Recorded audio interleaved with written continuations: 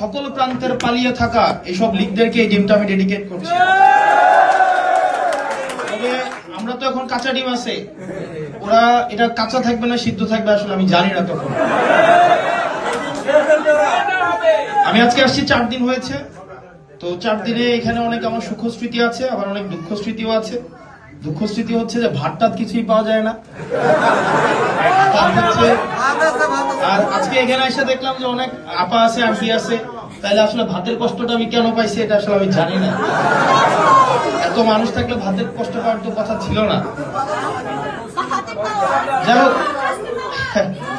আজকে আপনারা এখানে যারা উপস্থিত হয়েছেন, এখানে অনেকেই আছেন যারা এনসিপির না, এখানে অনেকেই আছেন যারা আমাদেরকে দেখতে এসেছেন, এখানে অনেকেই আছেন প্রত্যেকটা মানুষ এখানে এনসিপি করেন বা না করেন, কিন্তু প্রত্যেকটা মানুষ বাংলাদেশকে পছন্দ করে। এখানে প্রত্যেকটা মানুষ চায় বাংলাদেশটা যে ডিসফাংশনাল হয়ে গিয়েছে এটা থেকে উত্তরণ হোক, এটা এখানে প্রত্যেকটা মানুষ চায়।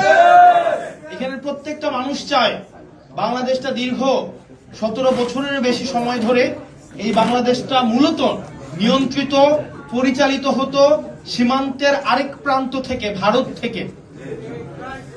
আসলে অনেকেই বলে যে আওয়ামী লীগ তো আসলে একটা রাজনৈতিক দল, এটাকে আসলে গতকাল অক্সফোর্ড ইউনিভার্সিটিতে আমাকে জিজ্ঞেস করা হয়েছিল যে এটাকে আর রাজনীতি করতে দেওয়া হবে কি হবে না।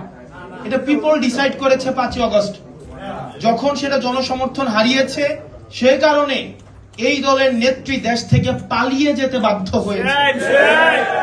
একই সাথে সাথে যদি এই দল দেশকে ভালোবাসতো তাহলে এই দল কখনোই নিজের দেশের মানুষকে গুলি করে হত্যা করতো না।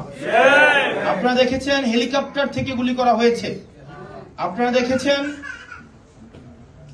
শিশু, কিশোর, বৃদ্ধ, কৃষক, ছাত্র, মাদ্রাসা ছাত্র, কলেজের ছাত্র, ইংলিশ মিডিয়ামের ছাত্র, এখানে হচ্ছে হিন্দু, মুসলমান, ধনী, গরিব, মা, বাবা, এখানে প্রত্যেকটা হিন্দু মুসলমান সহ প্রত্যেকটা মানুষ এখানে হচ্ছে উপস্থিত হয়েছিল ওই আন্দোলনে।